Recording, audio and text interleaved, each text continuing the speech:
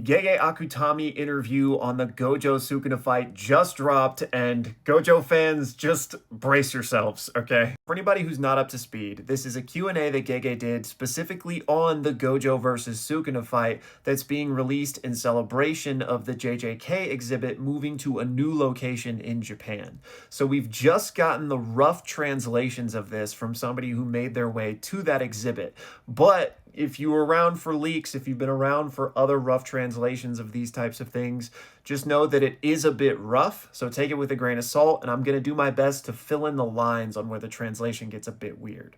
All right, this interviewer wastes absolutely no time because the first question essentially asks Gege about lobotomy kaisen. Now, they obviously don't use those words, but they basically asked Gege if he was at all aware or tuned into the noise that was surrounding the release of this fight week to week, and basically just asking him if he had any idea of the cultural impact and significance it was having in real time. And Gege gave a very Gege answer. He just said that he tries not to pay attention to any of that.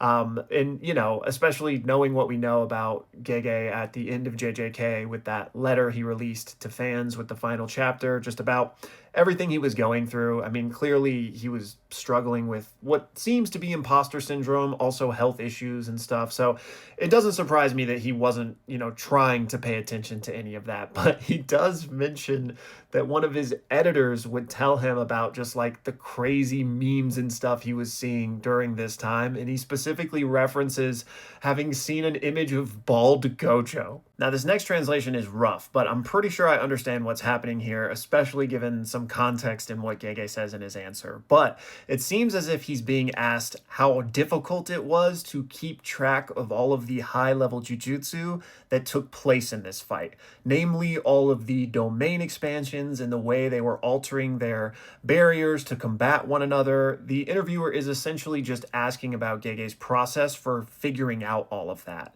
And Gege says that it was difficult, and that's why he has editors. But then he really interestingly says, I also learned from Oda Sensei, and that I would check the Wikipedia online to make sure that I had all of my facts straight. So even Gege struggles with his own power system. The next question is about Gojo's outfit and the inspiration from Toji. And Gege confirms that yes, that was an intentional choice meant to mirror Toji's outfit from Hidden Inventory, and how both fights are the most important of Gojo's life.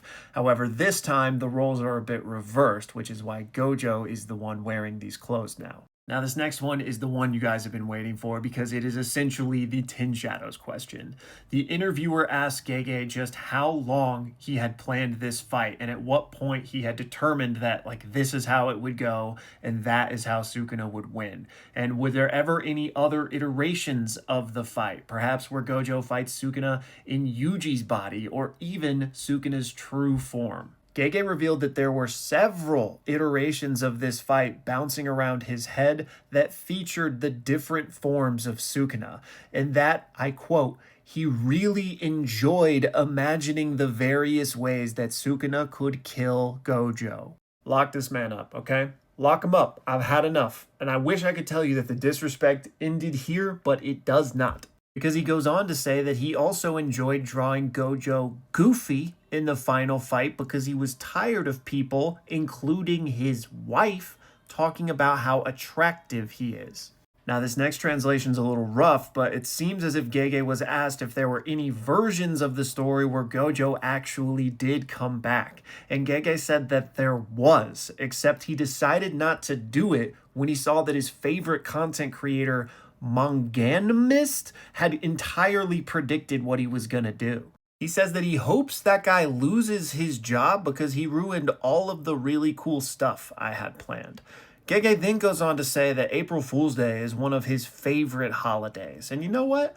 I like it too. So yeah, none of this was real. None of this was real. I was just having a little fun on April Fool's Day. We're still about a week out from this actual interview. But before you get mad, before you type, I just wasted 4.5 minutes of my life, instead, join me on this side, okay?